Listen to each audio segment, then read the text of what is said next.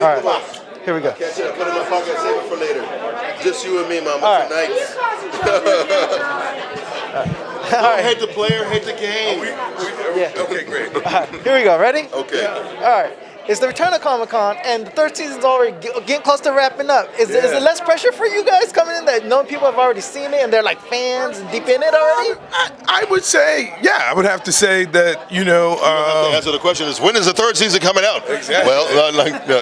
yeah, the only other pressure, or maybe not pressure, but the uncertainty of whether there's going to be a fourth season kind of looms a little bit for me.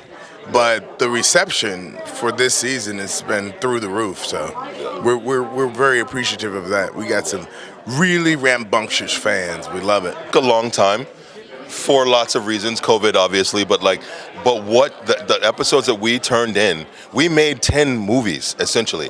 Like the episode that dropped last night, I believe I heard it was like an hour and 24 minutes. Right. That's a film. You know what I mean? Like we weren't messing around, so it took a long time, and I feel like I'm so proud of the work, and I feel like I've gone to conventions and done interviews and talked to people online and like, when is it coming out? I'm like, listen guys, it's going to be well worth the wait, and I stand behind that 150% because it's good. It's good, and I'm so sad actually that there are only two more episodes, right? And then it's like, okay, now we got to go back and watch all three seasons again, and then like maybe like I would love to see a movie. I'd love to see like 10 more seasons, but like that's up to the fans. That's up to you guys out there to demand. That's right. That's right. Okay. Yes. And then Comic-Con, they kind of parodies and pays homage to Star Trek. Is it a clash of worlds here? Have y'all seen anybody? Oh man, there's enough science fiction to go around. Absolutely. Right? No, it's a love fest. It's not tongue in cheek. The intent is not to make like buffoonery of them at all. It's totally a nod and homage, and it's the hybrid that we've evolved to. Yeah, I mean, and it's reflective of it's satirical. Yeah.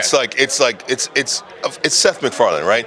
But it's not just like, because people are like, what show are you on? I'm like, well, imagine if Family Guy and Star Trek had a baby, it would be like, but it's not that. It's like it's more than that. It's us now doing this show, and like, yeah, you compare it to Star Trek, sure, because that was like the groundbreaking show that like did all these things, but like we're in 2022 now, and it's like we're still dealing with universal themes that weren't even on the radar or happening or being able to be discussed, let's put it that way, and be broadcast back when Star Trek was first, when they were first making those. So it's an homage, it's a passing of the baton, and I feel like it's not even worth having like the conversation of like, oh, this is another Star Trek show. This is its own thing that stands on the shoulders of Star Trek, obviously, but like it's its own.